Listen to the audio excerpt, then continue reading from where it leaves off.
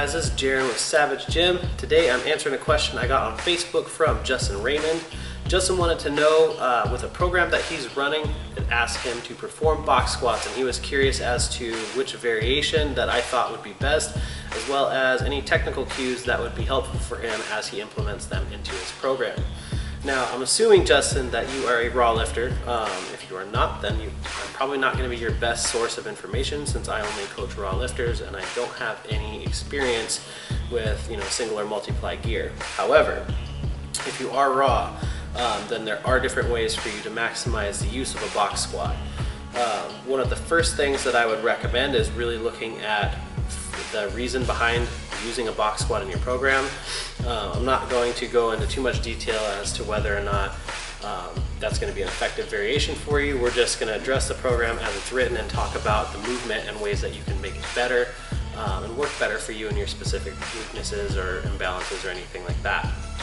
The reason I say this is because I don't rely too heavily on box squats for raw lifters. I find that a lot of the benefits that you can get from box squatting, you can get to a greater degree using something like a pause squat or other variations. And so I don't use them a whole lot, but there are a couple main variations that I do use in specific circumstances to address specific weaknesses with people that I coach. However, this is not something that is used over a very long amount of time. I only use these variations, or most of these variations, to address the weakness or the technique flaw. Once we've corrected that, I plug that back into just a regular free squat or some other variation thereof. So kind of let that be the preface for everything that I'm about to say. If after hearing all of this, that still sounds like a good variation for you, awesome, and hopefully the rest of this information will help you maximize that movement in your current training program. The three main variations that we use here at the gym are going to be just your traditional wide stance, kind of pseudo west side style box squat.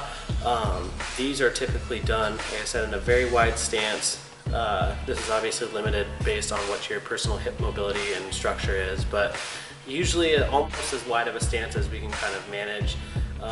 We want to exaggerate the amount that you're sitting back into your hips, because this is going to be a completely posterior chain driven squat variation. So without the box, you should not be able to squat this way without the use of supportive gear, which is why, again, this is kind of used in very specific circumstances. The benefits of using this variation are the pretty much primary stress is placed on the glutes, hamstrings, and back. Very, very posterior chain driven. And so I've found that this variation is helpful for sumo deadlifters, and we'll use it to add additional training volume to the hips without necessarily stressing the back quite as much, using something like a sumo block pull. So we would train their main movement, and then I would utilize this as a secondary movement or as an accessory movement to help give additional training stimulus for the hips. Another reason that I might use this variation is somebody who is very quad dominant, and I'm wanting to take their quads out of their squat to the greatest degree possible. And so in that extra wide stance with the very large sit back, we're really minimizing the amount of help that we can get from the quads in the squat. And so I've found that that helps for people with that particular strength imbalance. And it also helps to build up some flexibility in through the hamstrings. So for someone whose hamstrings are tight, they possibly sit at a desk all day long. Having that exaggerated sit back in that stance makes it easier for them to open up the hips and emphasize the glutes and the hamstrings.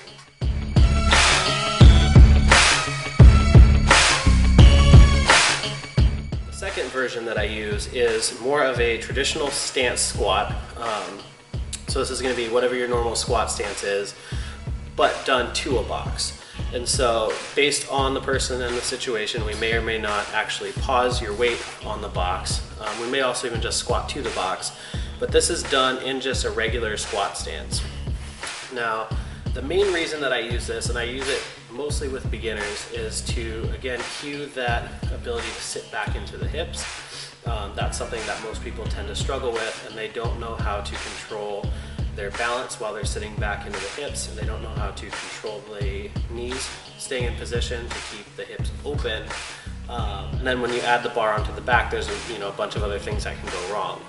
And so if you look at one of my earlier videos about how to pick your squat style, or how to learn the squat from a more corrective perspective versus a performance perspective, I kind of break down the progression that I use to teach the squat pattern. But to kind of cover that briefly, if you want more information, I'll provide a link to that video below. I use that so that I can progressively teach the different cues that we're going to pay attention to in the squat pattern. So what to do with your feet, how to create tension in through the hips, how to brace the core, and how to keep all of that tight as we're focusing on sitting back into the hips. And I've just found that having that box there as a source of kind of tactile feedback helps people to learn where to sit into their hips. It gets rid of the fear of falling, and it also allows you to really focus on driving from the glutes and from the hamstrings as you're coming up out of the squat.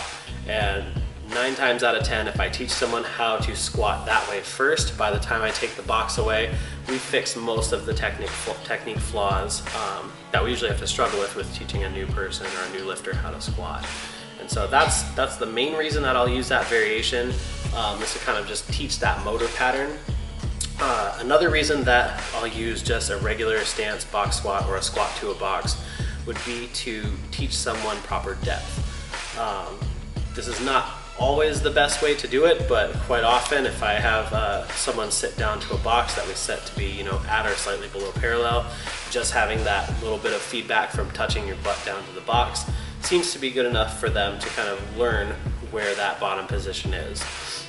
This works well. Sometimes for some people just doing a pause squat seems to work better, but that would be another way that I implement that squat variation. And lastly, and I very rarely use it for this purpose anymore, is to learn speed and power out of the hole. I've really found that a pause squat works better for that, but that was one of the reasons that I had used it in the past, but I don't feel like it's the best for that.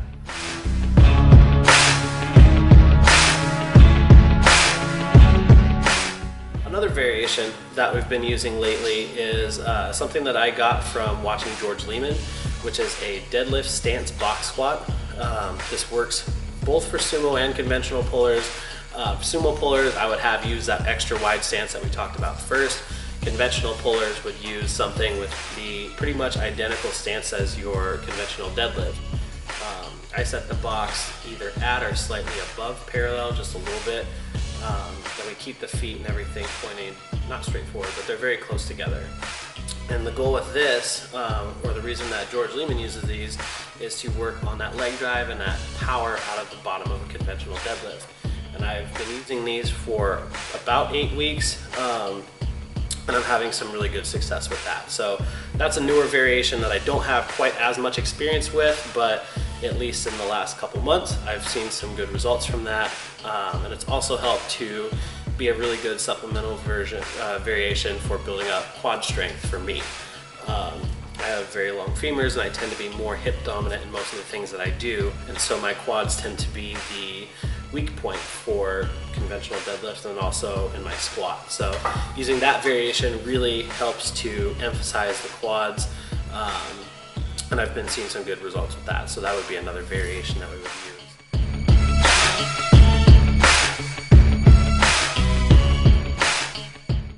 So those are kind of the 3 main variations of box squats that we use here at the gym. Swapping out for a straight bar versus a safety squat bar is mainly going to be based on whether you have access to one. So if you don't have one, then that simplifies that right there. But also what your weak points are, or if you have any history of injuries, or if you have shoulder mobility issues or anything like that. I use the safety squat bar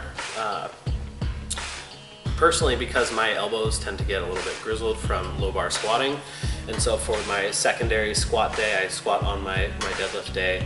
I'm using the safety squat bar just to put extra emphasis on my upper back and my core, which we'll talk about in a second, but also to just get rid of that additional stressor to the shoulder girdle and to the elbows, because I also have to bench, in the same week and not be in pain all the time. So using the safety squat bar allows you to just have the bar rest on you without the requirements of bringing the elbows back on that additional stress. Buffalo bar would help with this as well. The main reason that I use a safety squat bar is because it feels like you're being drop kicked in the back of the head when you're at the bottom of the squat. And so there's a great demand for strength in your upper back and in through your core. And so in addition to any of the benefits that we get from those different box squat variations that we already talked about, you get the added benefit of learning how to stay more upright in the squat, how to keep your core braced, how to build strength in through your upper back, how to remain tight even though you're in a loose position with your hands. And so if those are things that you struggle with, or if you tend to fall forward in your squat, or if your back tends to round on a deadlift, then maybe swapping some of these variations or performing any of them with the safety squat bar might be a good option for you. If that isn't a weak point for you, or you don't have access to it, then don't really worry about it.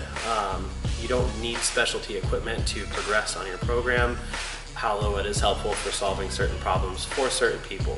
So to kind of recap all of this, if we look at what your potential weak points are and how to pick a variation for you, if you tend to have weak hips and a weak posterior chain, then we may want to look at a wider stance box squat. If you tend to have bad squat technique, or your knees tend to shoot forward, you have trouble sitting back into the hips or maintaining tightness, or you tend to squat high, then maybe using just a regular squat stance, squat either to a box or with a slight pause at the box, may be a good option for you. And if you tend to have a weaker upper back and weaker core, and you tend to fall over, then you may want to look at doing any of these variations with the safety squat bar. That's about it. If there's anything that I didn't cover that you still had questions on, feel free to shoot me another message and I will make a better video, or at least an amended version of that. If not, I hope this has been helpful.